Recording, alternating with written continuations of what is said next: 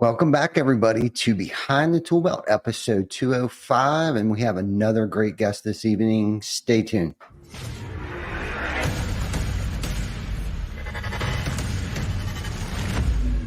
TC Backer. Roofing, siding, windows, gutter, solar. Roofing, siding, windows, gutter, solar. TC Backer.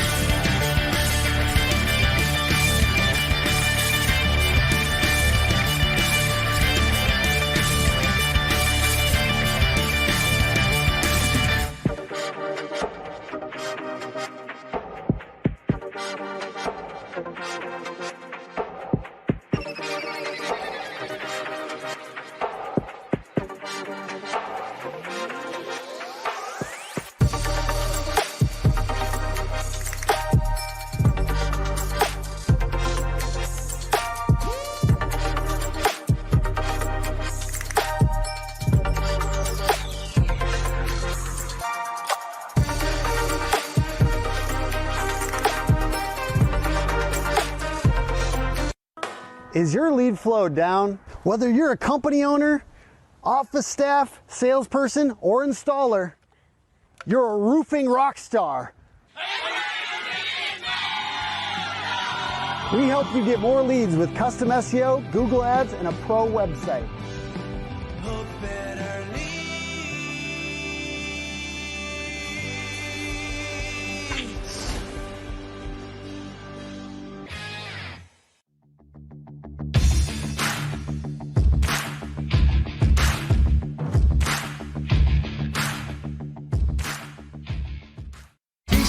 TC Backer. Welcome back, everybody, to episode 205 of the Behind the ToolBelt. If you haven't liked, loved, subscribed, follow, go to your favorite listening, watching platforms and check us out, like us, love us, rate us, give us a review, hopefully a good review. Erico, how the hell are you? Good, man. Thanks for having me. Thank you for coming on. One of the things I love about this show the most is that it's live, raw, and uncut. And our conversations are always off the chain.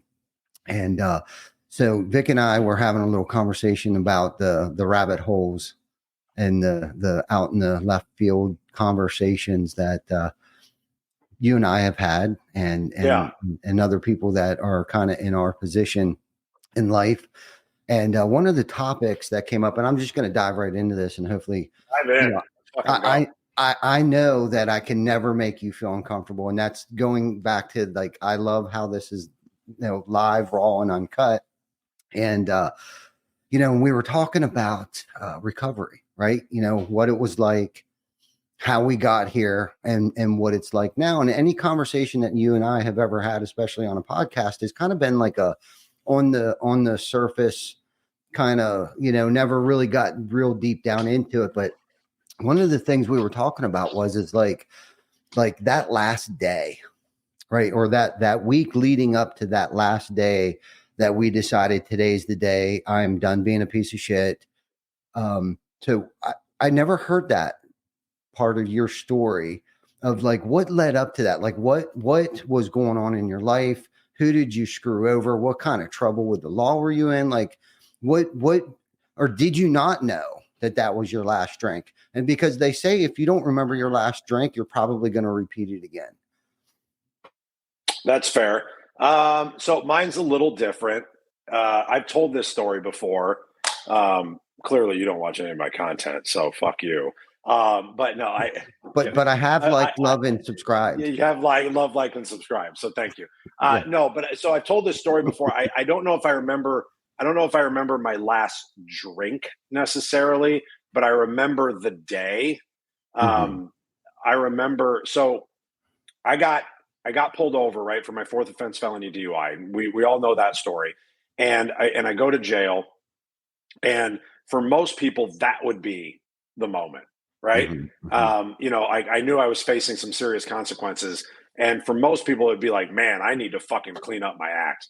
And for me, it wasn't. It was like I got out and I went right back to it because I was so distraught, and I was like, oh my god, my life's over. Why would I stop fucking doing something that can mask all the feelings and the emotions that I was dealing with at that time, right? And then I got forced. We all know if we have problems with the law and drinking and whatever, you have to go do an alcohol evaluation, right? So I go do my fourth alcohol evaluation, right? In 10, 12, 15 years. And I go get this alcohol evaluation at a place called Valley Hope. And I meet a guy named Mark. He's a counselor there. And he tells me that I need to go to inpatient treatment. And my response was, no. I'm just trying to figure out what I need to do to like appease the judge. I was like, so can I do like an IOP or like, I'm like, I got a mortgage to fucking pay, man. I'm like, I got a job and I got a mortgage. And how often do you hear that from guys that need help and need recovery and need to go to treatment? They're like, oh, I got a job. I got a house. It's like, well, motherfucker, your job and your house ain't going to be there if you keep going down this fucking path. But me, I'm that alcoholic, right? And I was like, no, I got shit to do. And so I blew him off. And I was like, hey, I'll figure this out, right? And so I went for another 3 months. Okay. I went hard for another 3 months partying. And I'll never forget, he gave me his business card. And in my living room, I had my couch and then an end table right next to it. And this is long enough ago that I had a phone, like a fucking phone sitting there, right? Not my cell phone. And I remember my card, Mark's card was sitting there, and I would use Mark's card as a Coke funnel. So I would fold his card up, chop up the Coke, and then use that to pour into the baggies, right? I saved his card to use as a Coke funnel. So I'm sitting on my couch one day, and I look over, and I see his card sitting there. And I had this like moment kind of come over me, and I was like, fuck. And I picked it up. No joke. I remember. So actually, I do remember my last. I picked up the card because I couldn't even read his name because there was so much Coke and residue on it. So, of course, what did I do? I licked it. Right. Yeah. So I had to lick it off to clean it so I could get a little gummy and so I could get a little nummy. Right. Yeah. And I cleaned it off and I looked at it and I called the number on the phone and I said, I think I'm ready. And that was it. That was the moment. I knew that I didn't have any other options, right? I either had to make a decision to go do something, and I didn't know what that looked like, but it was either go do that or go to prison, right? My two options were go to treatment, just see what happens, be willing to listen, right? Be willing to listen, to shut the fuck up and listen, right? Did I tell you I'm making shirts that say that, by the way? No. I'm making Be Authentic shirts. We're going to start a store, and it's going to have Be Authentic, and it's going to have Shut the Fuck Up and Listen. But I decided that I had to be willing to do something different, and I didn't know what that meant. And I called them, and I said, I'm ready. And 2 days later, they had a bed for me, and I went to treatment. And so, I mean, that was my last, lick of cocaine, I guess. But that was the moment that I had to have. Like, I wasn't even ready when I was laying in a jail cell with gout in my foot and I was 310 pounds and, you know what I mean? A piece of shit. I wasn't even ready then. I wasn't ready until I had to have that moment. And I don't know why. Yeah. Yeah. And that's what I'm talking about. Like that moment, like what's going through your head and what led up to that, like where you have that decision where do you go to try to score more Coke and keep that run going? Right. Or where it's like, you just decided where I'm tired. I'm broke. I'm done, ripping people off. I'm tired fighting. Yeah. Fighting like that fight. Fired. Yep. I'm tired of fighting the fight, right? I'm sick and tired of being sick and tired. Yeah. Right. I mean, Myself. I hate all the isms in recovery, but like every single one of them is true. Mm-hmm, Right? mm-hmm, And there's not one that's more true than I was sick and tired of being sick and tired. I was just a miserable fuck. right. And I didn't want to be a miserable fuck anymore, but I didn't know what that meant. Like I had no idea. I had no idea that this life was possible. No doubt, no doubt. Which kind of leads into the next question, or at least one of them. So you're in rehab now. How long did you stay in rehab? Like 30 days? 30 days. 30 days. You completed it. You got out, and you had all these dreams and aspirations and stuff like that. So what was going through your mind the minute you stepped out of rehab? Like, what was your goal? I relapsed 14 days later. Okay. So you relapsed. You had another moment. Right. Yeah. So I got out of rehab and I came home and I still had a roommate because I had blown my small little retirement fund that I had to pay my mortgage so I wouldn't lose my house. And I had a roommate so I could afford my mortgage payment. And he was still using and he was still partying every night. And that was really bad, right? That was really hard.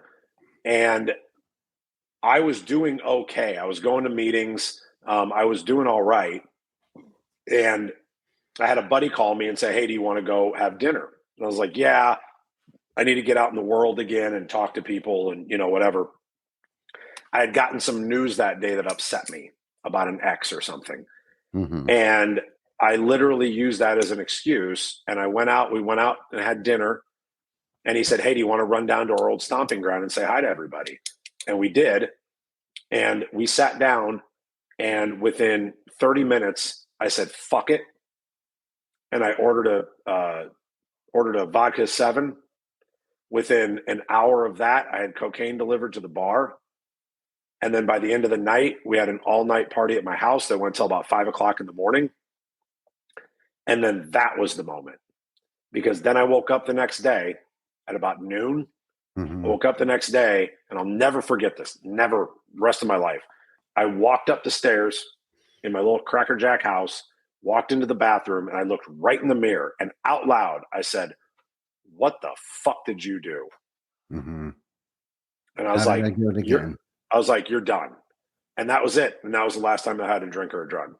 Like, but for whatever reason, for me, I had to have that moment.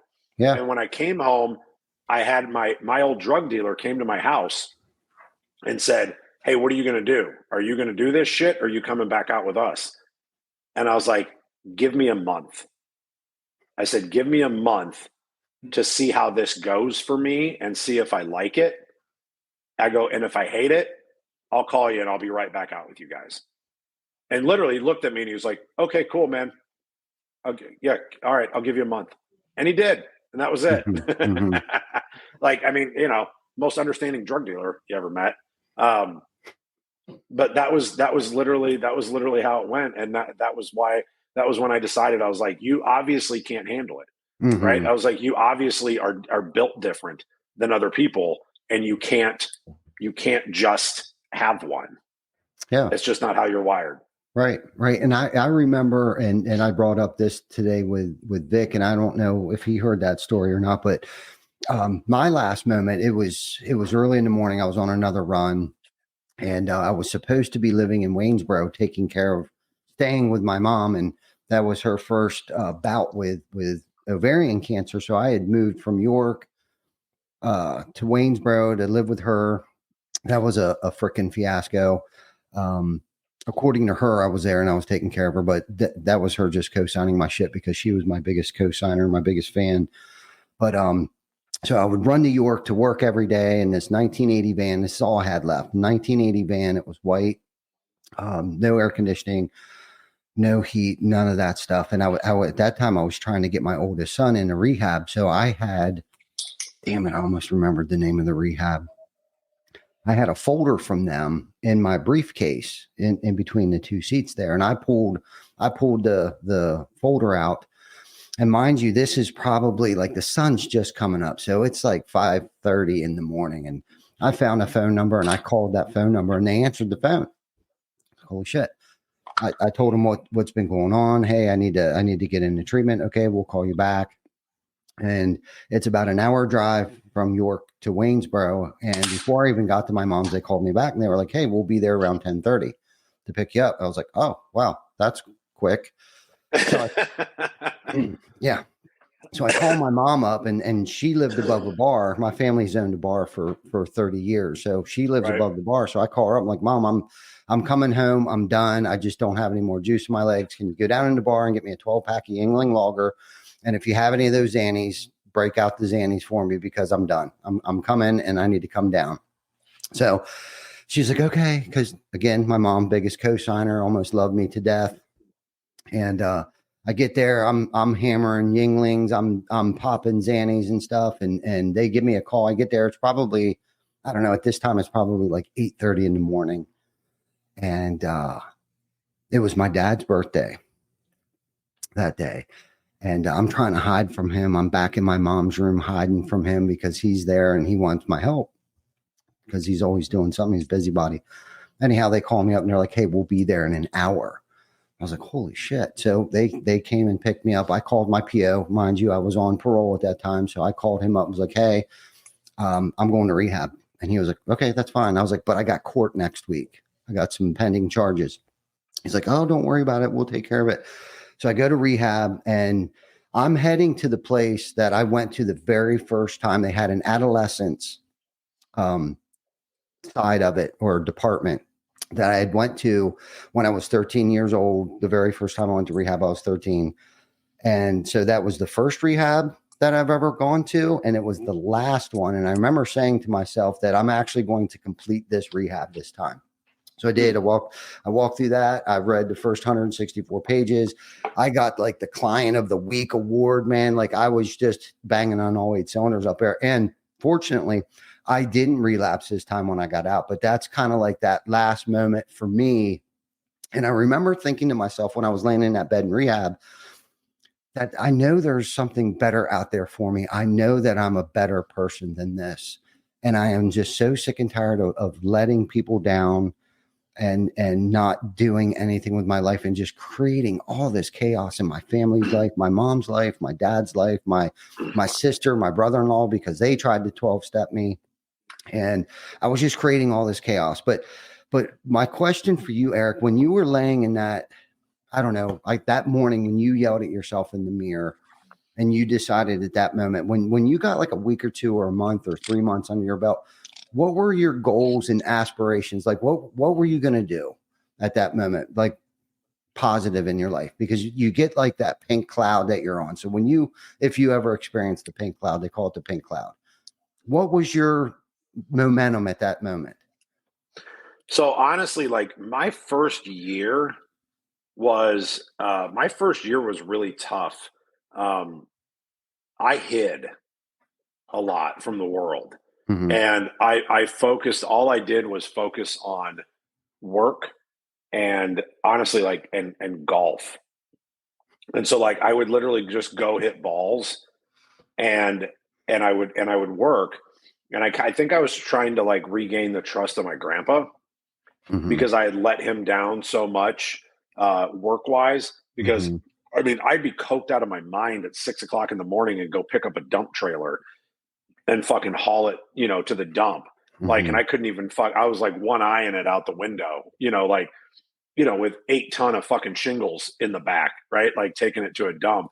Mm-hmm. And I think that first year I was trying to learn, my goal was to learn how to be around people and not drink. I knew how to be around people and drink, but I had no idea how to be around people and not drink. And so I was blessed that I found a sponsor in my early sobriety. And they always say, like, find somebody who has what you want, right? Mm-hmm. Mm-hmm. And I found this guy who was younger. He was my age, maybe a couple years younger than me, but he had like 2 years of sobriety. But this guy still went out and he still like met people, right? I mean, I was 30 years old. I was divorced twice. I was single. like I wanted to be able to go out and socialize, but I didn't know how to do that because I was so scared and so full of fear of like what's going to happen. And I wanted to be like him. Now, what I learned later was that I didn't actually want to be like him. Like I wanted to figure out who I was, but I wanted to learn how to socialize, right? I wanted to be able to date. I wanted to be able to do all this stuff that normal fucking people do. I had no higher aspirations than that, right? Mm-hmm. After I put a year under my belt, then my mind started to unfog more, right? And then it was like, okay, now I want to focus on growing the business and like helping my grandfather financially and like all of these things that he had done for me for so long. Then it became about how do I become a better version of myself in work, right? Because that moment that you had where you're like, I know that there's something more for me, Mm-hmm. but I don't know what that is.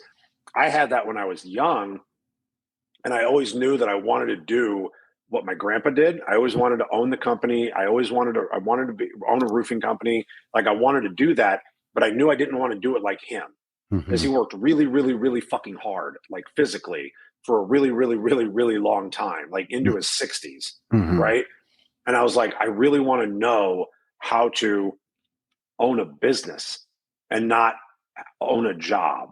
And so like I literally kind of went on a mission to figure out how to do that. Right. And I think ever since then, that's all I've been doing is trying to learn and absorb more because like we're just fucking, like we're nobodies, right? Like I didn't go to college. I mean, I did. I went to college for like 5 years, but like I didn't graduate, like I dropped out of fucking school. I did all those, like nobody'd hire me. Nobody fucking hire me. Um, so like, what are you going to do? You got to fucking figure it out. And I didn't know Mm-hmm. how to do that. So I think that my whole journey after that became how do I almost had a me against the world kind of thing of like, I'll fucking show you to all Mm-hmm. these people that doubted me. I knew that I was destined for more, but I didn't know what that meant. And I'm going to figure out what the fuck that is. Mm-hmm. Right. Because one day I want a fucking billboard with my goddamn picture on it. And they're like, oh, fuck. Well, I didn't think that would happen. Yeah. Yeah. I want to talk about that a little more, that journey there and your grandpa. I was kind of hoping you would bring that part of it because Yeah. that's the journey of what it was like, how you got here. And then of course we want to get into the part of like what it's like today, but that journey, that long journey, that vision that you just wanted to be a productive citizen of society. You wanted to be the best business owner that you could possibly be and not necessarily do it your grandfather's way. So what did you do to become a good business owner, a good entrepreneur? Like what were you listening to podcasts? Were you watching YouTube? Did you go back to school? Did you get a mentor? Did you get a coach? Did you do all the above? What None. did you do? I, I, I watched all the things that he did that I thought were wrong, Mm-hmm. and I tried to do the opposite. Okay. And I always feel really guilty saying that because he taught me so much, right? But I really tried to take all of the negative things and the Mm-hmm. lessons that he learned the hard way Mm-hmm. and tried to figure out how to do the opposite of that. And Mm-hmm. then I went to my first conference, right? I went to my first conference and was like exposed to all of this stuff, Mm-hmm. right? And tried to figure out like, oh my God, there's like softwares and technologies, and like I didn't know what the fuck a CRM was, and like all of these little things. Because I was the old school guy that had everything in a folder in my side door of my truck, and you know Oh what I yeah. mean? Like Oh I yeah. had a printer, I had the mobile printer, Mm-hmm. like sitting Oh in the yeah. back seat and fucking writing estimates and printing them out, and like I had all that stuff, and I was like, I knew that wasn't the way, right? At the time, it seemed like the way, right? And but then I did start doing those other things later, Mm-hmm. right? I started doing these other things later because, like, when I first started kind of running the company on my own, like, we didn't have anything. It was literally just me and my grandpa, right? Mm-hmm. And I had squirreled away like 50 grand, right? I had squirreled away like 50 grand, and I went and bought a property that had an office and a couple of outbuildings. And so I leased the outbuildings to help Mm-hmm. pay for the property. Mm-hmm. And then I had this office building, like old piece of shit in the middle of Omaha. Like, I mean, not where you'd want to be. Right. But I had this building and I'm like, what the fuck do I do with this building? And I was like, I guess I need to put people in it. And so like, I was like, okay, well, what can I hire? And so like, I hired my first runner, and then I hired a guy to do production. And then I hovered over him for a year because I thought I was the only person in the world that actually knew how to do production, right? And I hovered over him for a year. And point, he still works for me today. Longest guy that's worked for me. But I started figuring out how to hire, right? And then I got to a point where it was like, okay, now I started looking for mentors a little bit, and started opening myself up to some type of coaching, because I had been raised in the mindset of figure it out, right? So I have this mentality of like, well, I can figure that out. I don't need somebody to fucking tell me how to do something. And we didn't have YouTube or any of that bullshit back then, right? It was like, no, figure it out. He'd drop me on a job site and be like, do that. And I'm like, well, how do I do that? And he's like, I don't know, fucking figure it out. I'm like, okay. And it might take me longer, but I'd figure it out. So it's a good skill to have, right? Because I think that a lot of people in the younger generation have lost that skill of just, you drop them off somewhere and say, figure it out. But at the same time, there's so many resources out there, whether it's coaching or masterminds or whatever it is, that if you don't put yourself in those positions and surround yourself around people, right? Just me and you hanging out and having conversations spurs things in your mind that you didn't think about. And you're like, oh shit, Ty did that. I can fucking do that. You know what I mean? And like, then you start collaborating and you know what I mean? And like, you start surrounding yourself around these higher level people. That was when my life changed. When I started surrounding myself around people who had either done more or were on the same type of journey that I was on, because then you feed off of that. Right. And that was 100% like my turning point of like when my life changed, and when I got a full-time coach. That was like 4 years ago. Yeah. And it's crazy because what you're talking about is what I think is called like success by proximity, right? Just by surrounding yourself around people that are either at a higher level or those that want to go to that level as well. Now, was there a moment where you felt like, because I heard you say, you know, I'll figure it out. Was there a moment where your ego was maybe holding you back from surrounding yourself around people like that, because you thought maybe like, what do they know that I don't already know, or I can't figure out myself? No, it was more of an ego thing of, I don't belong in that room. And I felt inferior. And I still have that today. Where I'll go into a room and I'm like, what the fuck am I doing in here? You know? And I have to like tamp that down and be like, nope, you fucking belong here. Like, it's okay. Like, there's people in this room that look up to you for whatever reason. Right. Excuse me. I still deal with that today. I know what's the term for that? Imposter syndrome. Yeah. Right. And like, I still have imposter syndrome 100% today. But it was more of that, because I wouldn't want to ask questions and then show my ignorance to something. And I didn't want to be found out. That was my big fear, was being found out. Like, ask some stupid question that like, you don't know that. Right. I remember when I asked somebody what appraisal was for the first time. I didn't know what the fuck I didn't know what appraisal was. I had no idea what appraisal was. So I would sit in rooms and just listen to people talking about it, so I could kind of figure out what it was, so I could go do a little research on my own. And I was like, oh yeah, appraisal. You got appraisers and an umpire. And they're like, yeah. And I was like, tell me more about how yours went. And then I just let them tell a story. And I was like, oh yeah, I had one like that too. I never fucking had one. I had no idea what the hell I was talking about ever.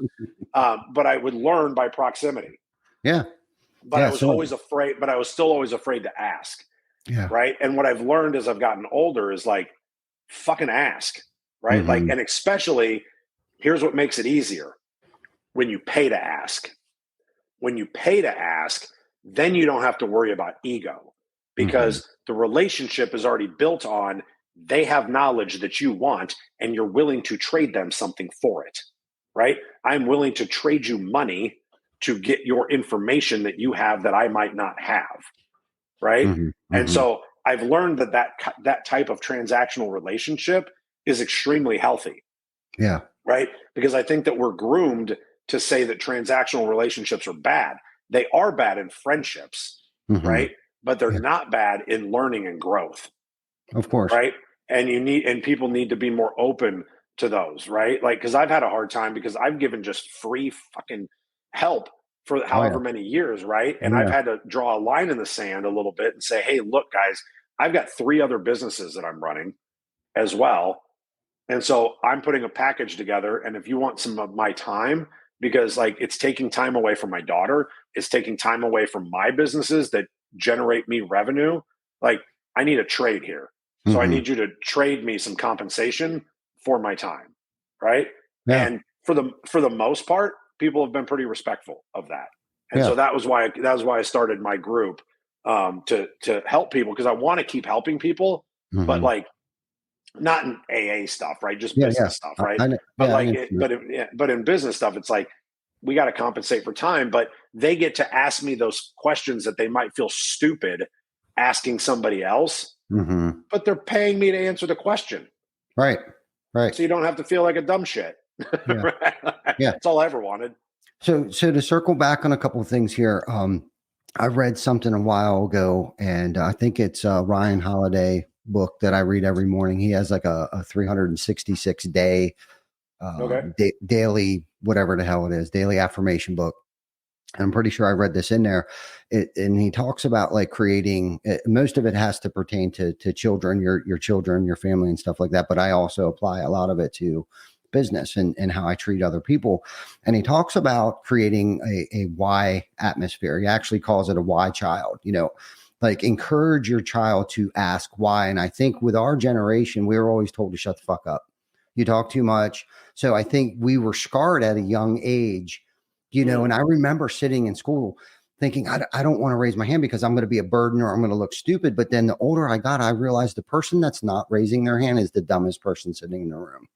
Yeah. Like I'm at the age now where it's kind of like, I just don't have time to mess around and continue to be ignorant, because that's what it was. I was holding myself back, whether I knew it or not, because I wasn't raising my hand. And the one thing, and I'm probably not perfect at this, but I try to be as approachable, especially here at work or anyone, that way they feel like they can come and ask me any question and or make an error, and they're not going to get scolded for it, because two things, right? They don't know what they don't know, so they need the answers, right? And the second thing is too, people need to make mistakes in order to learn. So there's 2 learning things here. One, I need to be open, I need to be present, and I need to be available, or somebody needs to be available to answer questions, right?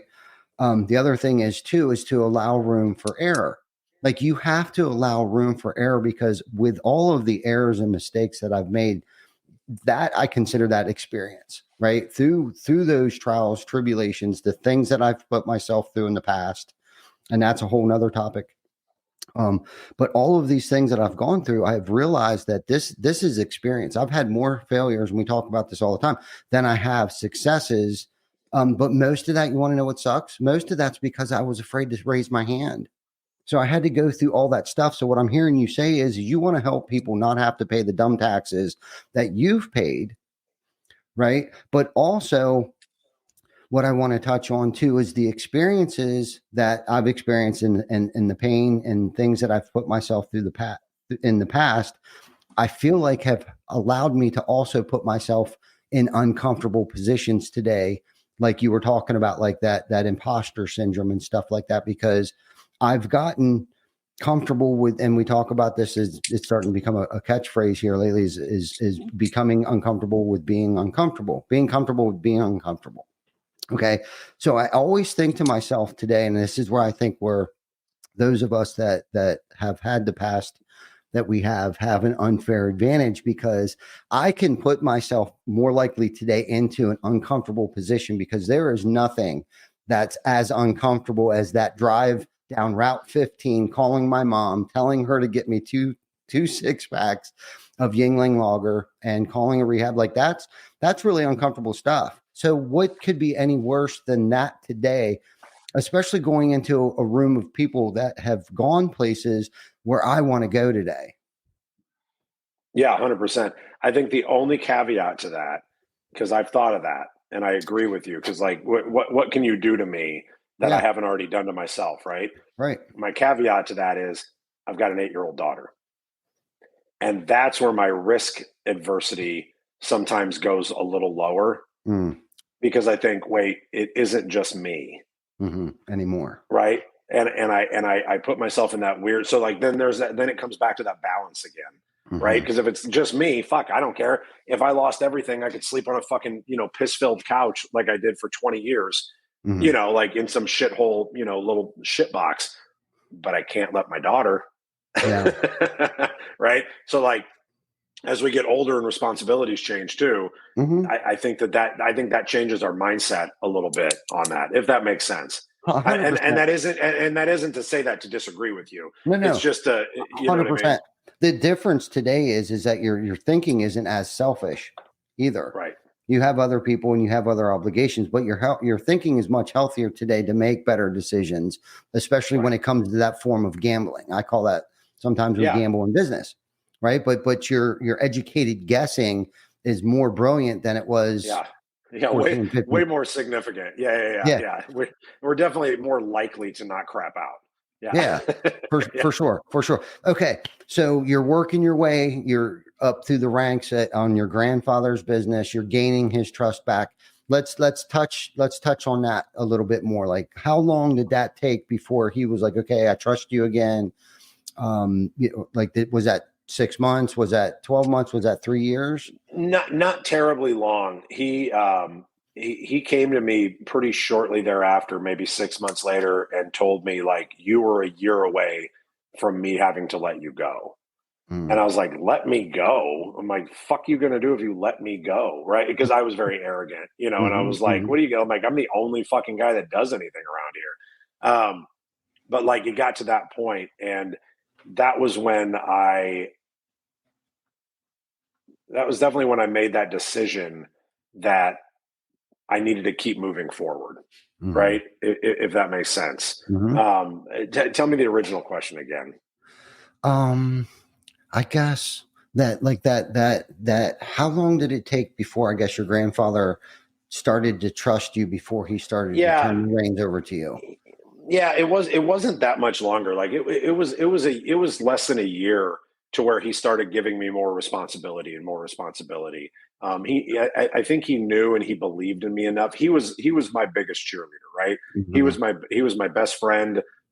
He was the one person in the world that I could tell anything to, that I could go to with any problem or any relationship thing I was going through, or whatever it was. Like, and we would fight like fucking cats and dogs. Like, I mean, we would motherfuck each other one day, and then the next day, literally like give each other a hug and say, I love you. Right. Like mhm, that was our relationship. mhm, And I've never had a relationship like that since. mhm. And I think that's the one thing, like, there's nothing I miss more than that. And like that's the biggest thing that I miss of him. I mean, I'm 44 years old, and when I go back to Omaha, I still like go stop at the cemetery, and like I just stand there for like 10 minutes Mhm. and I cry. Yeah. Right? I literally still stand there and fucking cry, um, because I miss that relationship. And so like my challenge to everybody is like, if you have that,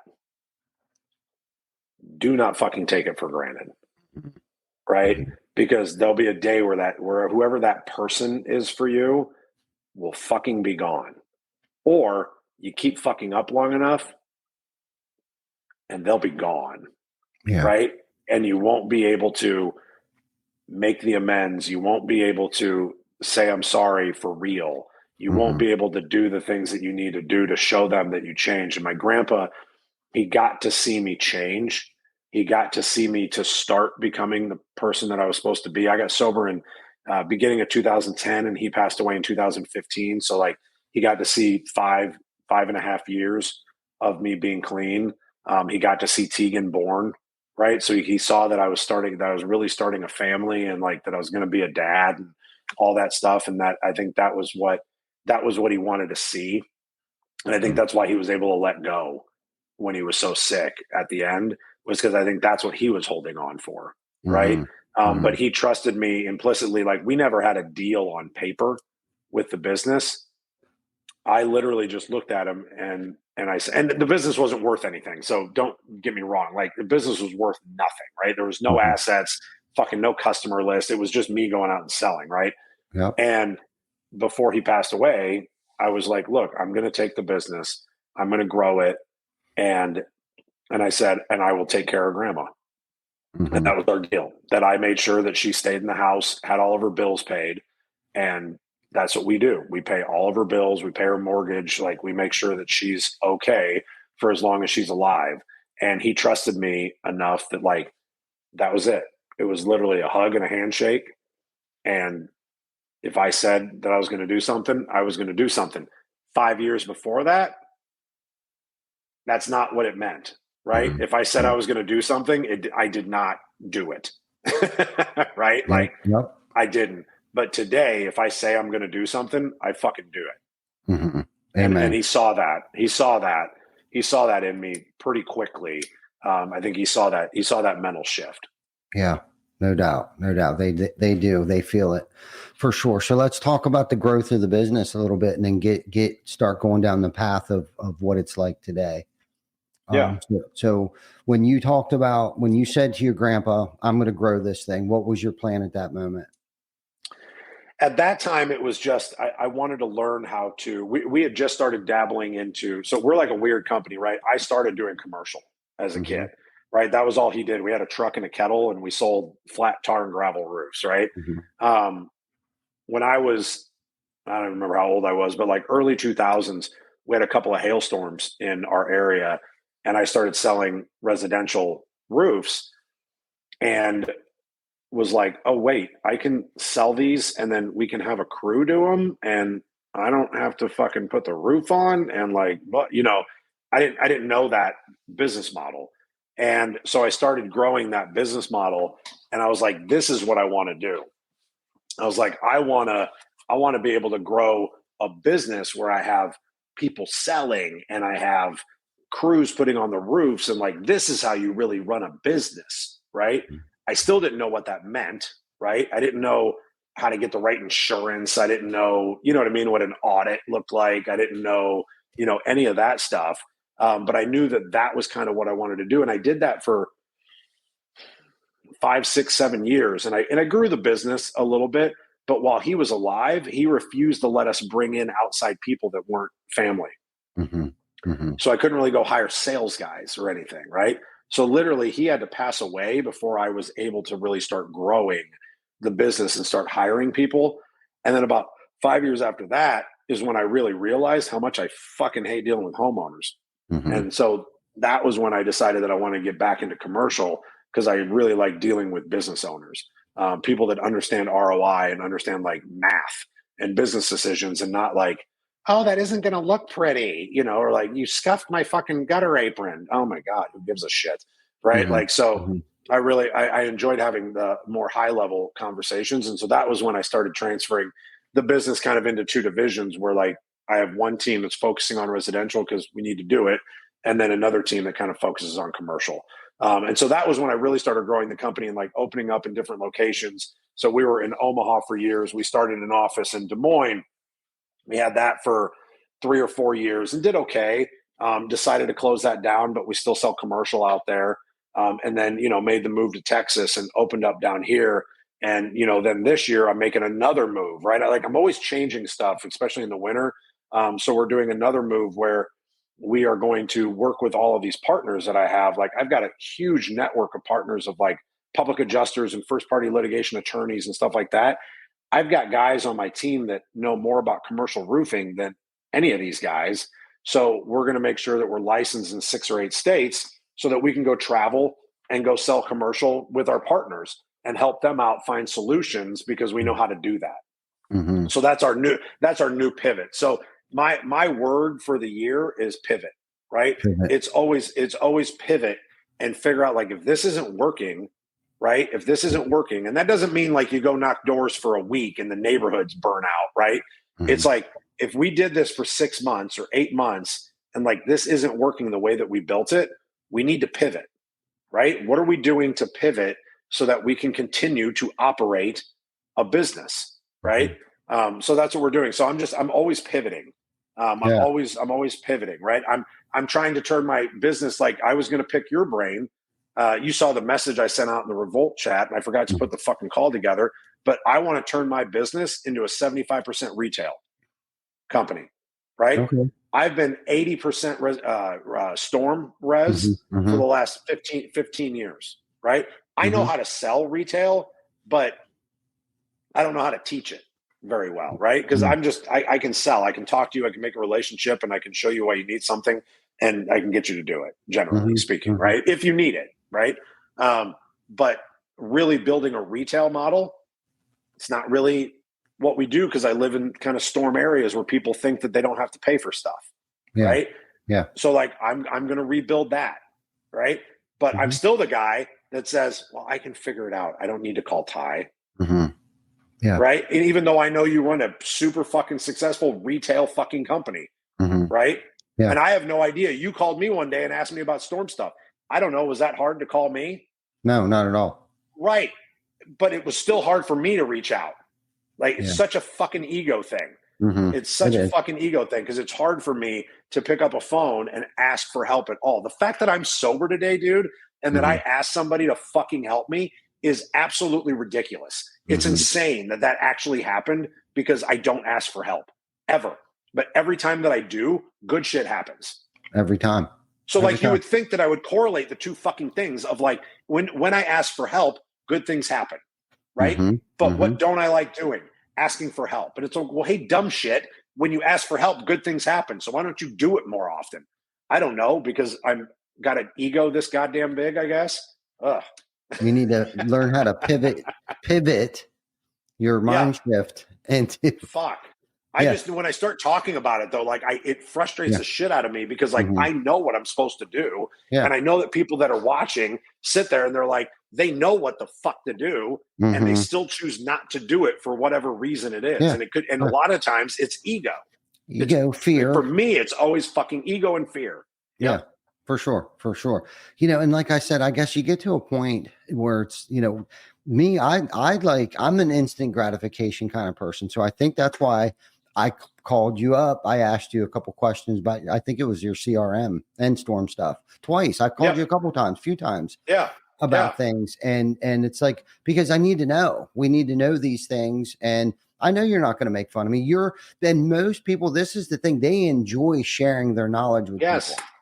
Yes. You know what I mean? So if you would ever call me, it's like, oh man, I would nerd out on it with you for a minute. You know what I mean? And more than happy to share my experience, strength, and hope with you. And that's something that I think I struggle with too. I think we all go through that, but it's like, at what point in time is the pain great enough before I actually, because I don't have 6 or 8 or 9 months to like figure this out on my own, you know? And it's like, if I just pick the phone up and I call Eric, he's gonna give me the answers that I need right now. And I take what I need and I leave the rest, because just kind of like we do, it's like, you know, we're visionaries. You told me one way, I'm going to probably use half of that, but I'm going to elaborate more on it, and I'm going to build on top of that, because if you're doing it, I know I can do it, and we're going to do it better, because, or throw our spin on it and put our fingerprints on that, on whatever that the case might be.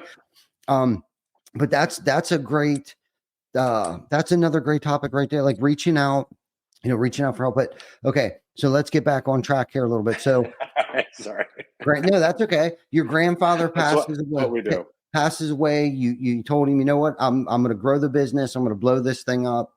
I'm going to take care of grandmom, you know, until the day comes that she doesn't need to be taken care of anymore. And okay, so we're here today.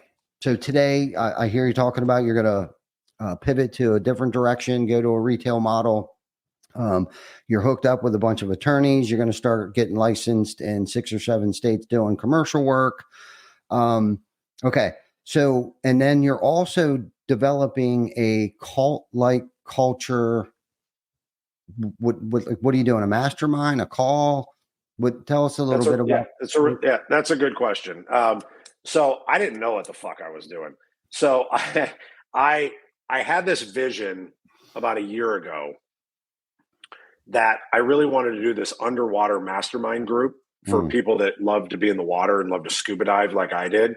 And I didn't know what that looked like. So that was my first idea, right? And then I realized I had done this, I had come up with this concept of the team method, right? Of how to create a cult-like following inside of your company by utilizing the team method, by instilling trust, empathy, authenticity, and meaning into your people. And I didn't realize that that was like how I taught and how I led. And when I realized that I did, and again, I didn't have any of these revelations before my coach, right? My coach taught me that this is what I did.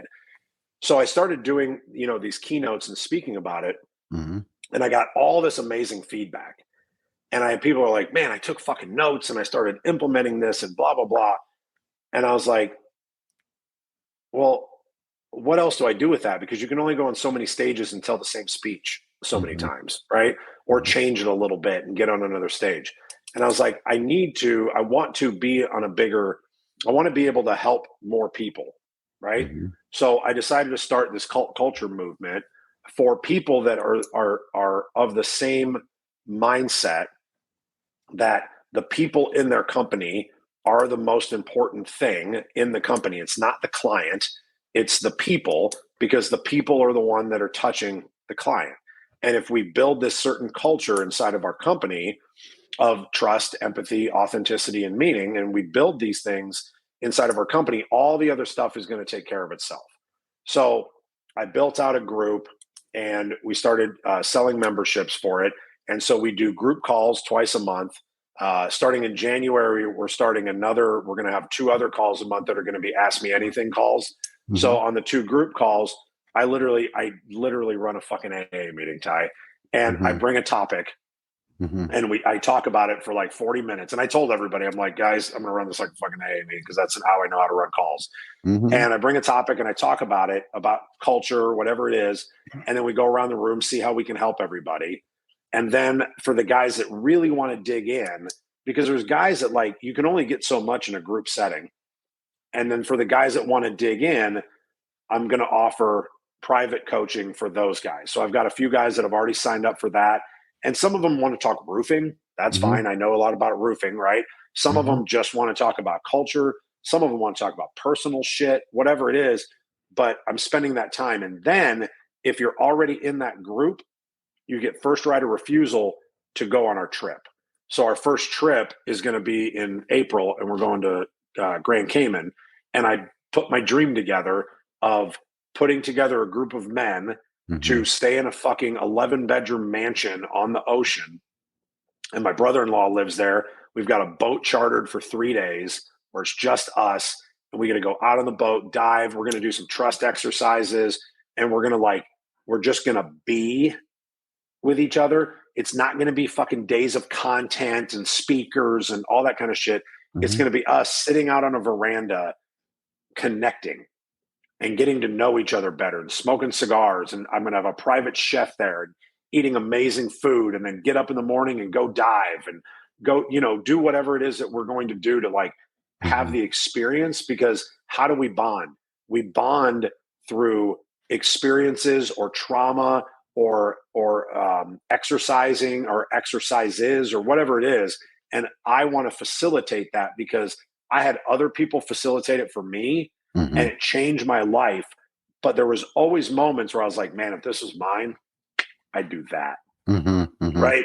Or, and not saying like what they were doing was wrong or not good. It was just, man, I'd love to put my spin on this. Right. So that's what I'm trying to build right now. And put that group together to facilitate that and just have a small group. Right. I don't want it to be more than 12, 15 dudes. Because I want it to be super intimate so that we all get to connect and really feel like we're doing that growth together. Man, I love that. That's good stuff. And no one's doing anything like that either. And I know who you are, and I know you're not doing it for the money. You're doing it for the impact, because I heard you say it like, how can I reach more people? How can I get my message out there?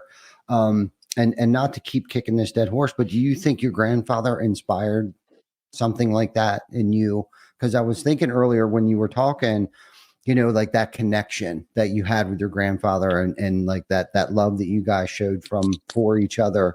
Do you think a lot of that or some of this, that what you're trying to do today, was that one of the lessons that maybe you learned and didn't realize that you learned it to motivate you to want to be this person? I think that I've been searching for that for so long, and I never felt like I belonged in any group, right? So Mm-hmm. like I love the group that we're in, right? I love Revolt. I Mm-hmm. loved the circle that I was in with Sam Taggart, right? Mm-hmm. Um, I still never felt like I still never felt a part of. I've my whole life I've always felt like an outsider Mm-hmm. in every group that I'm ever in, right? And I don't know if it's because I rub people wrong or what it is exactly, but like I've always felt like an outsider, and I never felt like that with my grandpa because I felt like him and I were always it was us against fucking everybody, Mm-hmm. right? And so the only time I've ever really felt part of is when I made something of my own, right? It was why we started Roofers in Recovery. Mm-hmm. And so I was like, I want to start something that I can hopefully give the people that are in the group that feeling of belonging Mm-hmm. that I yearn for so much. And if I can give them that, then I fucking won, Mm-hmm. right? Then I fucking won. Because like you said, I ain't doing it for the fucking money, right? Like the Mm-hmm. money I fucking charge barely covers my fucking time, Right. right? I am not getting fucking rich doing this. Mm-hmm. But there has to be a trade because people don't show up and don't participate, right? If you don't have some kind of investment, Of right? course. They just don't. So that's why, and like I'm not going to stop being in my other groups. Like I love it. Like I get so much out of it. Mm-hmm. It's just I want something of mine that's a little bit different, right?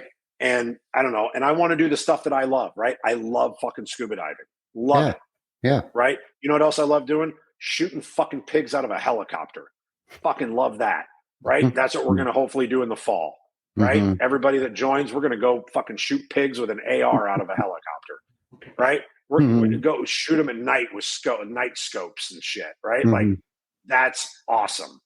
And so we're going to do shit I like to do. You know what we're not going to do? We're not going to go rent Lamborghinis and fucking drive around town. You know why? Because I don't fucking like to do that. So Mm-hmm. we're not going to do it, right? So the people that align with Mm-hmm. the things that I like to do, that's who's going to be attracted to it. It's not for everybody, Yeah. right? I'm not trying to get everybody. I'm not trying to get 500 fucking people in it. I'm trying to build a little community of like-minded people Mm-hmm. that like some of them are going to be sober, some of them aren't, right? Like it is what it is. I'm not going to allow fucking drunks in, that are a pain in the ass, but like I don't care about any of that. I just want you to be. Yeah. Yeah. I want you to be and to be there so that we can grow together and we can have a connection, and maybe it can be a semblance of what I had. I think that's a really good insight that you had because I never really thought about it like that Mm-hmm. before. And I think that you're right, though. I think it was inspired from that. Yeah. I don't know if it was taught, but it was inspired from that. Mm-hmm. Mm-hmm. For sure. For sure. And I see where you're going with it because you want to create that comfortable atmosphere. And I know I heard you say like it's because of the shit that I want to do. And that's not necessarily true either. I mean, yes, I'm sure it's inspired by the cool things that you want to do, but you also want to create that comfortable Yes. atmosphere where people aren't afraid to ask questions and are willing to go down those deep, dark secrets of like, and have that atmosphere of like, I can go here and ask Eric or any of the other guys that are in this group with me, what I think is a stupid question. Because I think, like you said, I think with us growing up, I think we were told to shut up so much. We're afraid to ask why, because we're afraid people are going to think that we're stupid because we're asking questions. And it's like, there's not enough of that, like groups. Yes, Revolt has been life changing for me to be around those group Yep. that group of people. And yes, I feel like I've had impact on that, but to have something like you said that's yours and you're doing things like when you go to things like that, you're like, if this was my thing, I would have did it a little bit differently. Hindsight's always 2020. But what's cool about it is, Eric, is that you've put yourself in a position today, right, to not just make yourself successful, but your family and those that work for you. Like you said, that guy's been with you for over 15 years, right? Like, you've impacted so many people's lives, and this is what's crazy. So many people's lives that you don't even know. And what's crazy is there's people being impacted that have no idea where that impact came from. And that's kind of like the catch 22 of legacy, right? Even if someone did come to work for you and they were there for 3 years, they're a different human being. And I think about this weird shit, right? If they came to work for us, they came as one individual, but they came through our program, our organization, and they left. But when they left as a different person. Right. And they went out and did whatever it was, either went to go work for somebody else, or they were inspired to go and start their own thing. And this is what's crazy. They're never going to give you the credit or the organization the credit of the things that they learned and how as a human being, they changed. All I can hope for is that they go out, they make $100 million and they impact just as many people, or if not more, than what we're trying to impact today. And we don't need the credit. I don't need to take the credit for that. But what's crazy is the people that they're going to impact have no idea where that impact originated from. Yep. I just had that thought probably a month ago. I'm sitting here thinking about it. I was probably going through something. I was like, that's the catch 22 of legacy. Like, legacies aren't always identified. Right? Like, if I died today and there's people in Uganda that are probably being impacted by us visiting Uganda a month ago, right, that don't even know where that impact came from. And I have to be humble enough to continue to keep impacting people and know that they're not even going to know that we're impacting them. Correct. Yeah. But that's hard. It is. It is. That can be hard unless you have to become okay with that. Yes. Yeah. And I'm totally down with it. And I know you are too. That's why we gravitated towards each other. The first moment I feel like we met each other, it was kind of like, man, this is a cool dude. And I'm pretty sure you felt the same way. But pick up the phone more often, dude, and call me. Okay? Can you? I'm the fucking worst. I think you were supposed to call me every single day. I think that lasted maybe 2 days. Or was that once a week? Mate. It might have lasted a week. Oh, no. Didn't even last a week. No chance. No. Yeah. No. But you should stay in touch more often. One, so I can answer those stupid questions that you might have. Okay. Two, just to stay in touch with each other, because I might need you more than you needed me at that moment. I know. But what a great episode. A lot of people in here watching, a lot of good people. Hopefully everybody got something out of this. It was a little different tonight, I think, of an episode, but it always is when Eric's on the show. And that's what's cool about live, raw, and uncut. We did not discuss this, rehearse this, or I did not give him a list of questions that I'm going to be asking him. He didn't give me a list of questions that I should be. I didn't know what the fuck we were going to get into tonight. Yeah. yeah. But that's what's cool about I was excited to find out. Yeah. I love these conversations. That's why I have never, the minute that you texted me, it was always yes. Mm-hmm. Right? I say no a lot. Right? Mm-hmm. I say no a lot to people now. I've learned to say no. Mm-hmm. And that is never something that I think either you or I, right, because of what you said, because we know what each other cares about. Mm-hmm. Right? Like, we know that, like, our intention is to impact others, and is to make a difference in the world, and to do something different. And it's not just about the car. It's not just about the attention, right? Mm-hmm. If I can fucking leave one fucking thing here, sorry, I'm going to go on a rant, but, like, if there's one thing that it drives me crazy, and I wish that people would really hear what we're saying, right? Is that when you do things for genuine purposes, to genuinely impact and to genuinely help people, and you're not doing shit just to get attention, or just to get engagement, or just to get fucking comments, or fucking whatever it is, right? Like, people can see through that shit, right? Figure out what you're fucking passionate about. We're all passionate about something, right? If the only thing you're passionate about is engagement and likes, fuck off, right? Figure out what you're passionate about and then be passionate about that so that you can impact and you can help all these other people that might also be passionate about that. I don't care if it's about fucking dogs, right? Like if it's, I love dogs, cool. Then be passionate about that, right? So that all these people that love the same thing as you do, you can group together and impact more people, right? Mhm. Stop worrying so fucking much about what type of engagement you're getting. And the people that drive me crazy, you see it on the stories and they'll put a picture of fucking two tits hanging out of a shirt just so you can get to their second story that is whatever they're selling Mhm. to that guy, whoever that guy is, Mhm. asshole. But like, you probably know who it is too, don't you? I think so. Yeah. Fucking hate that guy. But you still got to click and look. It works. Yeah, it did, but it makes me angry every fucking time.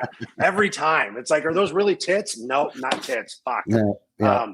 But I wish people would hear what you're saying. I wish people would hear what you're saying of like, be passionate about something and get that out into the world, because then you're going to really be doing something. And I'm not perfect at it. I'm not great, right? I got to look in the mirror every day and be like, hey, why are you doing this? Right? Are you doing this because you want to help people or because you want people to pay attention to you? Yeah. Like, check your fucking ego at the door for a minute, because you'll go down a path where you get a lot of people yesing you to death and like, that was amazing and that was great. And all of a sudden that fucking ego starts getting real big again, right? And you got to tamp down a little bit once in a while. So anyway, I'm sure that'll piss some people off. So if I didn't do your show and I didn't piss somebody off, it was probably going to be, like that was going to be a disappointment to a lot of people. So for sure, I figured I'd end it that way for you. So you're welcome. Thank you very much. And thank you for everyone for hanging around and listening to us jibber jabber about the stuff that we love and that we're passionate about. And you're absolutely right. It's like, you got to make sure your motives are right. It's about the impact. And that's kind of how I that's what makes me not nervous to get on a stage or get it in front of a group of people is, it's not, none of this is about me. It's what can Vic get out of this? What can anyone out here listening? Maybe there was somebody struggling and they're like, man, if those knuckleheads can do it, we can do it too, kind of thing. And that's the whole point of doing the podcast or any kind of engagements, speaking engagements or whatever, or even the positive post that I post. It's not about the likes, the comments, the loves and the shares and all that stuff. It's really about like, we're human, we go through shit too. But I'm here. If you need me, I'm here. I'll always be here. And my intentions, Jana's a good one to help keep my ego in check, to make sure, are my intentions to do this, this topic, that speaking engagement or whatever. But when we were at RoofCon, I would be lying to you if I told you I wasn't nervous about my breakout or even being up on the main stage for the 8-figure CEO. But I tell you what happened to me was I was sneaking upstairs to go to the bathroom because I'm a weirdo like that. And when I came out of the bathroom, did you have to take a shit? I had to take a shit. Yeah. Oh, okay. All right. Yeah. Then I get it. Yeah. All right. So instead of running across over to the hotel, I found a nice little private bathroom upstairs. So anyhow, I saw these. I came out of the bathroom and I saw these two kids, and they had their I don't know if it was a Revolt notebook or whatever notebook that they had, and they were both like reviewing each other's notes. Man, and I was like, that is why we're here. This is why we're here, because of those two kids that I don't know if they're brand new entrepreneurs or if they work for a company, but that's why we were there. We were called to be there to spread our experience, strength, and hope, and our knowledge, and like get the message out there and improve the industry, because that's where it's at. I mean, we have, I feel like we're making a change. We're making a difference from that old school mentality of any kind of trade. Like, we're trying to make it a better and make it into a career and take care of families and change lives is what we're doing. And this really has just become like the vehicle for us to be able to do what it is that we're so passionate about, because of an experience that we had with a loved one from previous life. You know what I mean? Because like that's why I asked you that question earlier, not to go off on a tangent here, but my mom, when she passed, there were some big shoes there to fill. Instead of me boohooing and falling into a dark place, I picked that torch up, man, and I ran with it tenfold. You know what I mean? It was like, we're going to do this, this, and this. She was involved. She devoted half of her life to charitable events and just doing all kinds of incredible things. And it's like, like, and she drug us kids everywhere with her. Santa's Breakfast, the Exchange Club, the Red Hat Ladies, the Scarlet Ladies, the Chamber of Commerce, like all of these events that she organized at her own expense just to make an impact on the local community. And it's like, dude, what we do is just a drop in a bucket compared to those that came before us that showed us the way that like none of this is about any of us.